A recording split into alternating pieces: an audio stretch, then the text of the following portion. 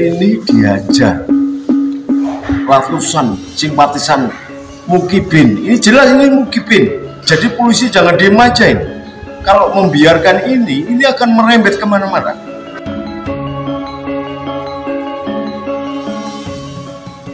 Saya mohon Kapolres Kerawang sekali lagi, Anda harus bertindak.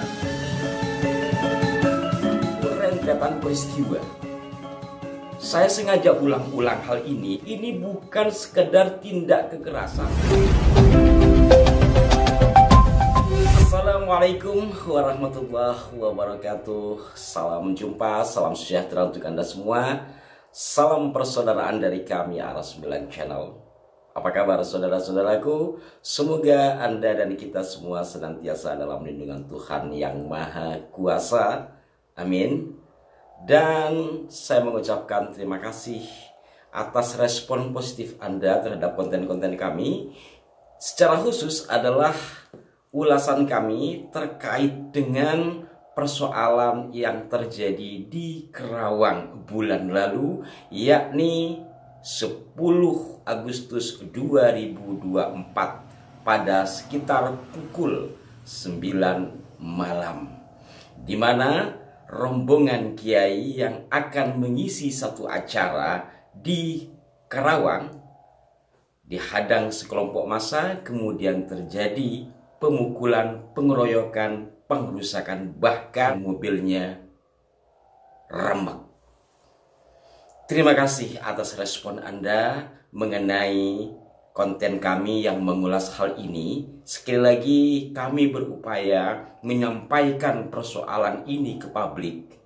Walaupun tidak viral, tetapi ini bagian satu ikhtiar kami, iktikat baik kami untuk menyampaikan sesuatu yang sudah terbilang lama. Bagaimana yang telah kami sampaikan kemarin, pernyataan dari Kiai Ihsanuddin Badawi selaku korban. Beliau adalah Rais Syuriah Majelis Wakil Cabang Nahdlatul Ulama Kecamatan Cikarang Utara, Bekasi, Jawa Barat. Nah, saudara-saudaraku, sekali lagi saya ucapkan terima kasih respon Anda yang luar biasa, memberikan support juga kepada kami, juga kepada Pak Kiai dan sejumlah korban peristiwa itu yang sampai hari ini belum ada penuntasannya. Dan sampai video ini dibuat, kami belum mendapatkan informasi yang valid terkait dengan bagaimana tindak lanjutnya. Persoalan ini, saudara-saudaraku sekalian, bukan hanya sekedar tindak kekerasan. Hal ini harus kita lihat dari kronologi peristiwa. Bahwa yang mereka cari adalah Kiai Haji Imaduddin Usman Al-Bantani. Kiai Imad adalah seorang kiai muda Nahdlatul Ulama yang mengkaji persoalan nasab habaib. Dari mencari Kiai Imad, ternyata setelah kaca mobil dibuka, Kiai Imad tidak ada, mereka tetap melakukan tindak kekerasan. Nah, dari sini kan bisa dibaca. Artinya apa? Pertama, kedatangan mereka bergerombol, otomatis sudah pasti ada koordinasi. Kalau tidak ada koordinasi, bagaimana bisa datang bareng? Kan ada yang halu-halu dulu lalu datang. Ini apa maksudnya? Bukan hanya ingin mencelakai, tetapi tentu ada sesuatu yang ingin dituju, yakni efek. Efeknya apa? Agar jangan macam-macam, agar jangan begini-begini. Sebagaimana kita sebelumnya sudah mendengar provokasi-provokasi di panggung-panggung pengajian untuk membubarkan acara-acara. Kasarnya itu, gampangannya adalah acara-acara yang seperti Kiai Imad atau acaranya Kiai Imad sekalipun. Bahkan suruh usir. Juga ada seruan tegangan tinggi. Ini kan satu rentetan peristiwa. Saya sengaja ulang-ulang hal ini. Kenapa? Karena biar terbuka kita. Ini bukan sekedar tindak kekerasan. Tindak kekerasan bisa terjadi pada siapa saja dan di mana saja. Bisa karena sengaja, bisa karena kepepet. Kalau ini jelaskan ada koordinasi. Ini yang harus dilihat. Karena apa? ini akan menimbulkan presiden yang tidak baik. Siapa di belakangnya? Ini yang menurut hemat saya penting untuk ditelusuri, dan persoalan ini harus tetap kita gaungkan, kita sampaikan ke publik biar tidak lupa.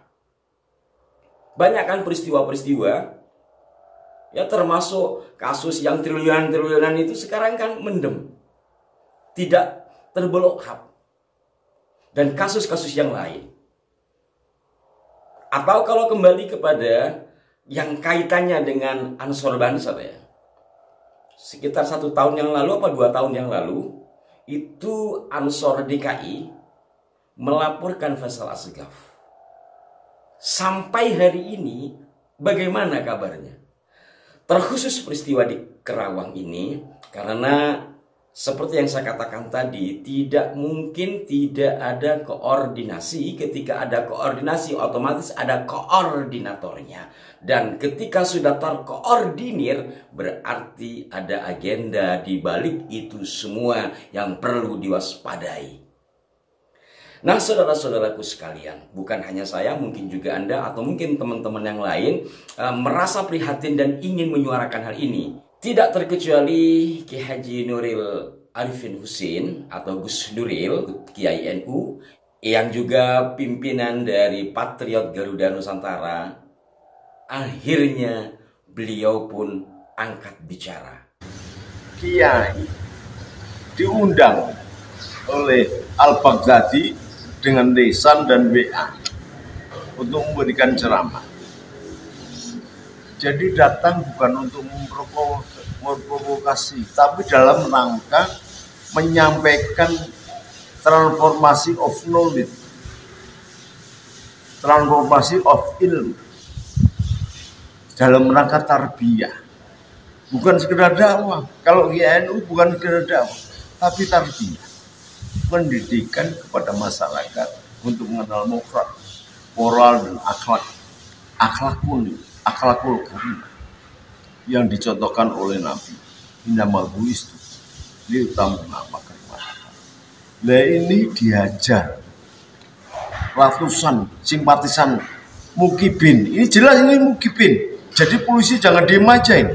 Kalau membiarkan ini akan merembet kemana-mana. Tolong Polres Kerawang ini harus bertindak tegas. Jangan sampai karena kemudian nanti berkembang macam-macam. Ini kasus berbahaya. Segera ditangkap dan umumkan, masyarakat biar tahu bahwa polisi benar-benar sebagai pengayom rakyat. Jangan masyarakat bertindak sendiri. Kami masih tetap dalam koridor Kaptimmas, dalam koridor penegakan hukum, dalam koridor kebijakan kepolisian dalam mengamankan bangsa dan negara, khususnya masyarakat. Kalau kemudian kami merasa diperlakukan tidak adil, kami bisa bergerak. Kami bisa bergerak. Patriot Garuda Nusantara yang melopori pembubaran FPI, yang melopori pembubaran HTI. Jadi kalau ada kiai yang dipersekusi oleh mereka atau masih mengaku-ngaku FPI, harus kita sapa. Jangan sampai negara diam saja. Pemerintah sudah membubarkan, jenderal itu sudah membubarkan FPI. Jangan ada orang-orang yang kemudian berani mencela-mencela, berani malang melintang, melanggar hukum dan dibiarkan saja. Saya mohon Kapolres Kerawang sekali lagi, Anda harus bertindak tengah. Siapa yang salah ditindak. Jangan dibiarkan. Jangan nunggu kemudian dengan waktu kemudian selesai sendiri. Ini akan menimbulkan dendam, akan menimbulkan bara. Bagaimana saudara-saudaraku sekalian dengan apa yang disampaikan oleh Gus Nuril? Beliau menurut hemat saya adalah tokoh yang cukup kawakan di dalam menganalisa persoalan-persoalan seperti ini. Ya, karena beliau juga berpengalaman dulu ketika menjadi panglima pasukan Berani Mati Gus Dur, walaupun beliau sendiri pernah diturunkan oleh seorang Habib yang pernah kami tanyakan di sini, dan beliau juga ketika ada demo 212 di depan PBNU, orang yang mau demo akhirnya malah cium tangan ke beliau. Artinya apa, saudara-saudaraku sekalian?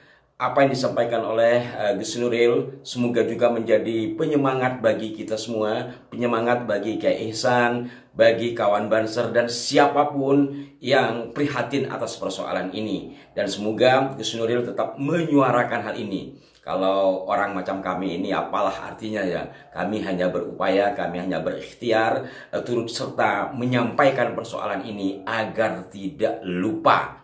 Sebagaimana disampaikan oleh Kiai Ihsan yang saya tayangkan ini siang lalu, jangan sampai kasus ini seperti embun pagi yang menguap kena terpaan matahari. Mohon maaf jika ada kekeliruan, berikan saran yang konstruktif di kolom komentar. Sampai jumpa, wassalamualaikum warahmatullahi wabarakatuh.